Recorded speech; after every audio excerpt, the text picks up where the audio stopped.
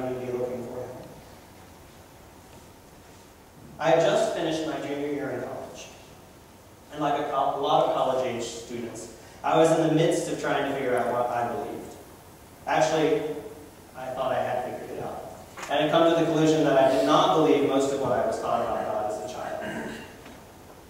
I just happened to be working that summer with a bunch of people who did believe, and as a consequence, we went to church on Sunday.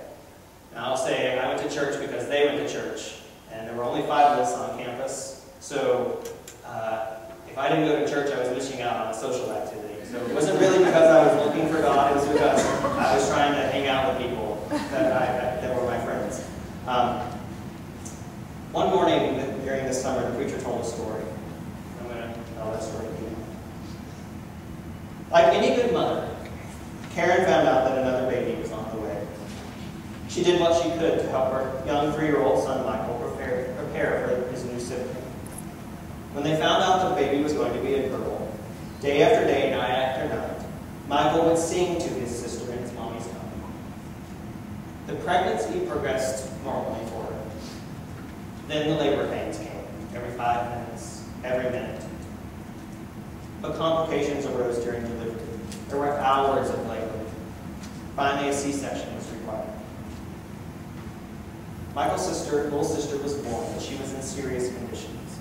With sirens howling in the night, the ambulance rushed her to the neonatal intensive care unit at St. Mary's Hospital in Knoxville, Tennessee. The days crawled by, and she just got worse. The pediatric specialists tell the parents, there's little hope. You should be prepared for the worst. Karen and her husband contacted a local cemetery about a haunt.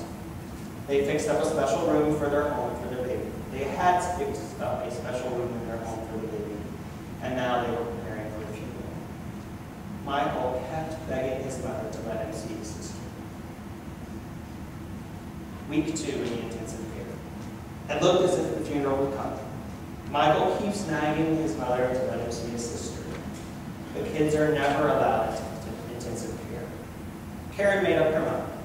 She would take Michael whether they liked it or not. If he didn't see his sister now, he would probably never see her alive. She dressed him in one of those oversized scrub suits and marched him into the ICU.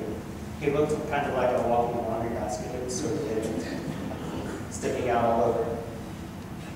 As soon as the nurse recognized that as a child, she said, "Get that kid out of here. Children are not allowed into the ICU."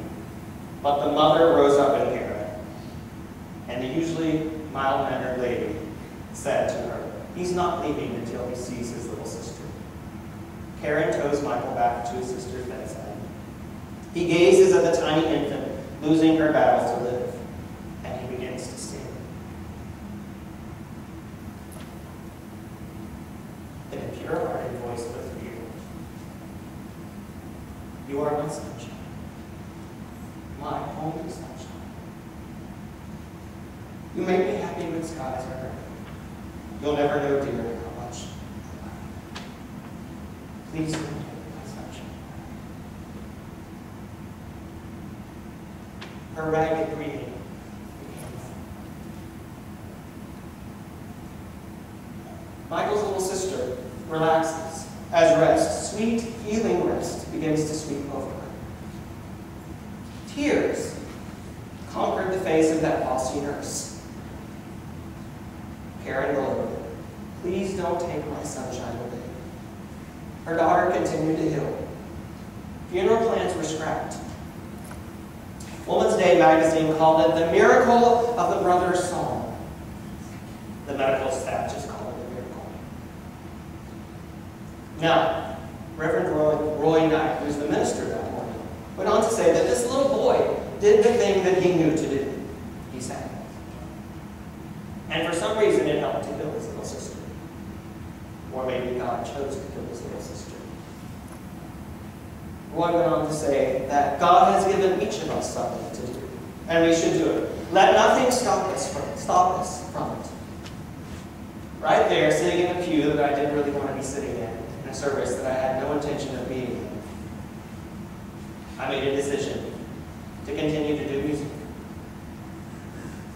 to hold on to the few things that I knew about God as true, that I could believe, and move forward trusting in God. Without that story or that song, I may not be here standing right where I am today. This story is only one example of God's power in music. A song that really wasn't a Christian song, wasn't really about God, wasn't really about sickness or healing, but God used it to heal. It became a prayer, and through it this little girl survived. And in turn, it opened my mind to the power of music and to God's call in my own life. I would challenge you this morning to be open to finding God.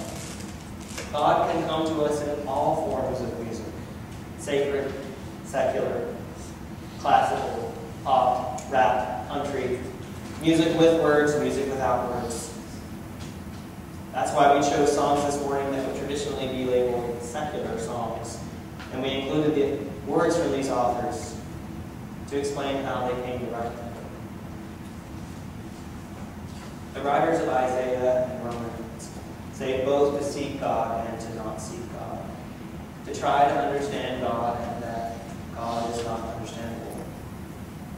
I would encourage you this morning to approach all music in this way. Be open to the possibility that God can be in places that we don't expect God to be. Don't just always turn off the radio when a song comes on that's not your favorite style. Or automatically turn down an offer to go see a concert of music that you probably would sleep through. Or for that matter, on a personal note, get upset when your church's crazy musician picks music that you don't like or think you can't relate to. God can be in it.